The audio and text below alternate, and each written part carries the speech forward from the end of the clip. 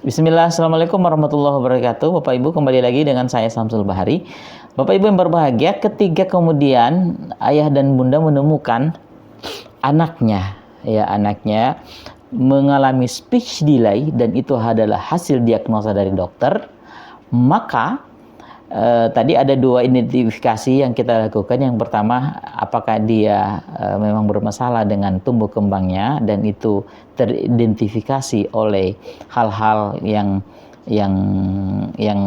berkaitan dengan indrawi dia, kayak mungkin oral dia bermasalah, pendengaran dia bermasalah, sensor motorik dia bermasalah, kemudian pemrosesan informasi di otak dia bermasalah. Nah, itu kemudian barulah kita khawatir. Tapi kalau dia hanya generatif saja atau keturunan gen saja, terlambat bicaranya karena masalah gen saja, ya itu nanti kita tinggal tunggu waktu saja gitu. Kita tinggal sabar saja sambil kemudian memberikan stimulasi yang anak kita butuhkan. Nah, sekarang kalau kemudian bagaimana anak kita yang kemudian memang benar-benar teridentifikasi oleh dokter gitu ya, bahwa anak ini speech delay ya. Nah, ketika anak kita ini speech delay karena kemudian oralnya bermasalah begitu ya, kemudian mungkin sering sakit-sakitan, sensor motoriknya juga bermasalah dan segala macam, dia nggak mampu fokus memproses informasi, ada instruksi nggak bisa dan segala macam. Inilah baru kemudian memang teridentifikasi keABK-annya. Biasanya anak-anak ini ya setelah teridentifikasi benar-benar orang tua atau dokter yakin bahwa ini masalahnya nih, maka nanti anak-anak ini masuk kepada kategorisasi ABK. Apakah nanti dia autism, ataukah nanti dia spektrum autism yang buahnya gitu ya, Asperger dan lain-lain, nanti Bapak Ibu sendiri belajar, atau kemudian dia hanya low ya, atau dia apa-apa dan segala macam. Nanti dia akan masuk ke berbagai macam kategorisasi yang namanya ABK begitu. Nah, ketika kemudian sudah teridentifikasi, terdiagnosa keterlambatan bicara dia kenapa, maka disinilah yang kemudian orang tua harus fokus untuk menyelesaikannya. Ya, jadi kalau kemudian keterlambatan bicara dia karena masalah umpamanya oral, ya, maka nanti masalah oral ini diselesaikan. Ya, masalah oralnya diselesaikan. Apakah mungkin dia ya nanti bisa ditelusuri bagaimana tumbuh kembang dia, bagaimana dengan oral dia ini, artinya oralnya itu lidah, mulut, bibir dan segala macam yang ada di sini. Ini mungkin lidahnya pernah digigitkah, atau mungkin postur lidahnya itu pendekkah, atau yang lain-lain.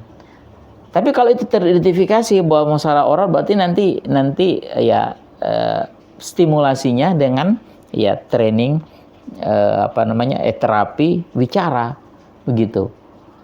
Tapi biasanya masalah di oral itu nggak ada, tapi kemudian anak kita nggak bisa berbicara dan kemudian nanti dia akan masuk ke kategorisasi yang lain, umpamanya autis.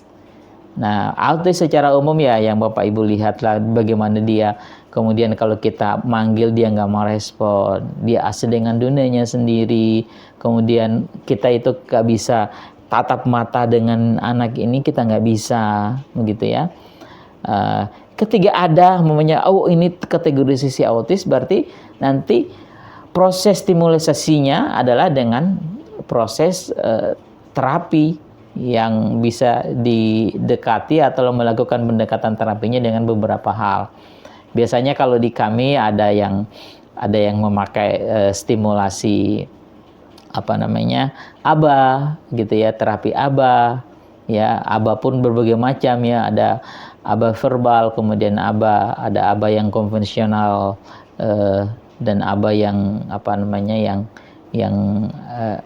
istilahnya itu ya ABA murni gitu ya, macam-macam itu.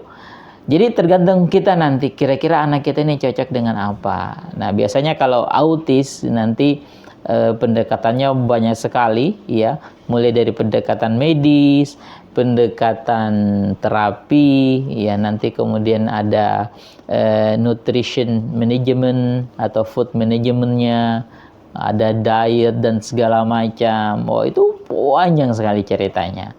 Dan inilah yang kemudian menjadi prioritas orang tua. Jadi orang tua harus paham dulu nih anaknya posisinya di mana. Keabekaannya itu apa? Mengapa spesies delay itu terjadi? Keabekaannya itu bagaimana? Dan kemudian itulah yang akan menjadi proses, ya, fokus proses untuk menstimulasi anak-anak kita. Jadi itu beberapa hal, ya. Jadi gak perlu kemudian panik dan segala macam. Dan saya ingatkan kembali, ya, semakin dini kita memproses anak kita, maka pencapaian hasil untuk kemudian bisa kembali sembuh itu semakin tinggi.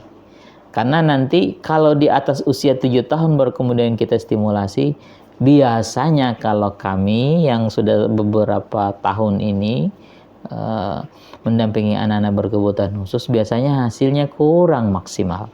Karena kenapa? Karena dia tidak berada di usia terbaiknya untuk mendapatkan yang namanya stimulasi. Ya, jadi tolong dipahami. Jadi Bapak Ibu kemudian harus paham ini benar-benar, stimulasinya itu harus sejak dini. Diagnosanya juga harus sejak dini. Ya, kita mengidentifikasi dan melihat anak kita harus sejak dini, sehingga kemudian tidak terlambat kita untuk memberikan stimulasi yang tepat untuk anak-anak kita. Dan insya Allah harapan kita untuk mendapatkan anak kita menjadi anak-anak normal kembali, insya Allah akan Allah berikan. Terima kasih banyak Bapak Ibu, Ayah Bunda yang berbahagia. Mohon maaf. Assalamualaikum warahmatullahi wabarakatuh.